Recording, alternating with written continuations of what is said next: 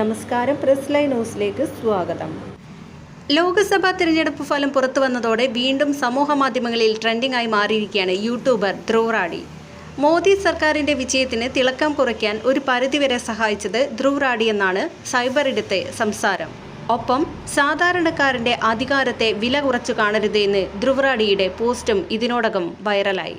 കേന്ദ്ര സർക്കാരിനെ നിരന്തരം വിമർശിച്ചു കൊണ്ടിരിക്കുന്നതായിരുന്നു ധ്രുവിന്റെ വീഡിയോകൾ. കോടിക്കണക്കിന് കാഴ്ചക്കാരാണ് ധ്രുവിന്റെ വീഡിയോകൾക്കുണ്ടായിരുന്നത്. ഏകാധിപത്യം ഉറപ്പിച്ചോ എന്ന പേരിൽ ധ്രുവ് ചെയ്ത വീഡിയോ ഇതിനോടകം കണ്ടത് കോടിക്കണക്കിന് ആളുകളാണ്. അന്താരാഷ്ട്ര തലത്തിലുൾപ്പെടെ വീഡിയോ ചർച്ചയാവുകയും ചെയ്തിരുന്നു. 21.5 മില്യൺ പേരാണ് 29കാരനായ ഹരിയാന സ്വദേശിയായ ധ്രുവ് റാഡിയുടെ ഫോളോവേഴ്സ് ആയിട്ടുള്ളത്. 2024 ഫെബ്രുവരി 22 ഈസ്റ്റ് ഇന്ത്യ ബിക്കം എ ഡിക്റ്റർഷിപ്പ് എന്ന ടൈറ്റിലിൽ ധ്രുവ് പോസ്റ്റ് ചെയ്ത വീഡിയോ അതിവേഗം ട്രെൻഡിങ്ങിൽ കയറി. റഷ്യയുടെ വ്ളാഡിമിർ പുടിനോടും ഉത്തര കൊറിയയുടെ കിം ജോങ് ഉന്നിനോടുമാണ് നരേന്ദ്രമോദിയെ ധ്രുവ് താരതമ്യം ചെയ്യുന്നത്.